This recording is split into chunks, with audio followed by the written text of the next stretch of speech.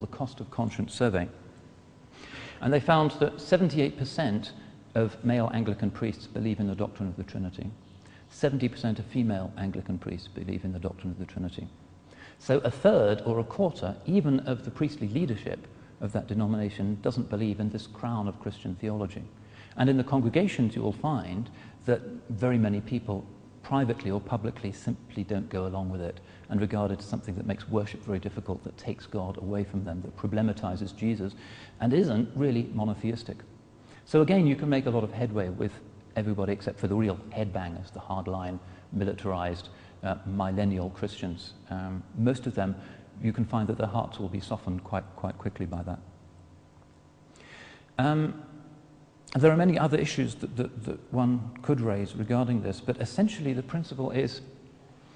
bear in mind the love of Allah subhanahu wa ta'ala, and bear in mind the centrality of rahmah as being part of Allah's nature. And be skeptical about those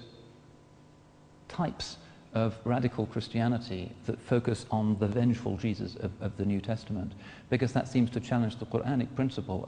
of the mercy of Allah and the mercy of Allah's messengers who are conformed to the nature of God.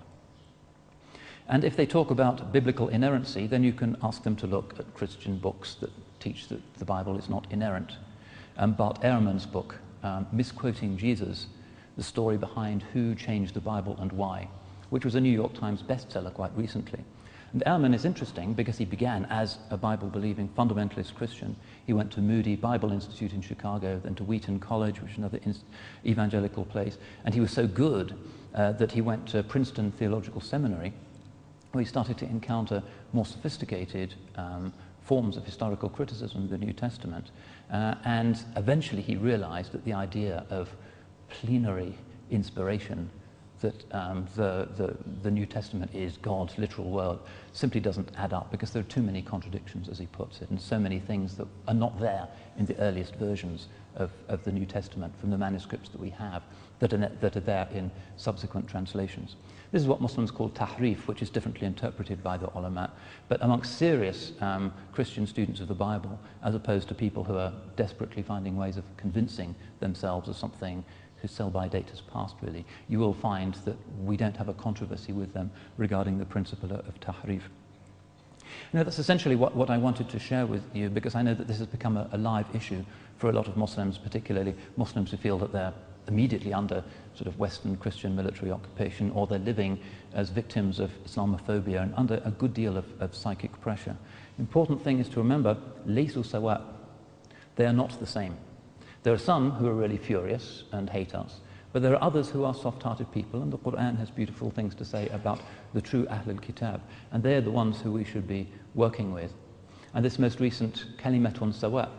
common word initiative that was launched by a group of 138 Muslim ulama a couple of years ago, and which has since been endorsed by many other ulama and also by many Christian leaders, really gives us a lot of hope that suggests and implies that the furious fundamentalists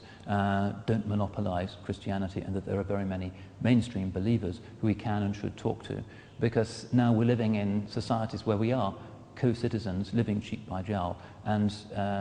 furious exchanges of hatred and polemic and stereotyping the other side have nothing to do with the teachings of Sayyidina Isa or Sayyidina Muhammad sallallahu alayhi wasallam, and simply bring religion into disrepute.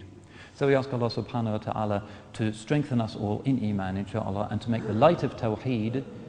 triumph throughout the earth, inshaAllah. Barakallahu feekum, wassalamu alaikum wa rahmatullah.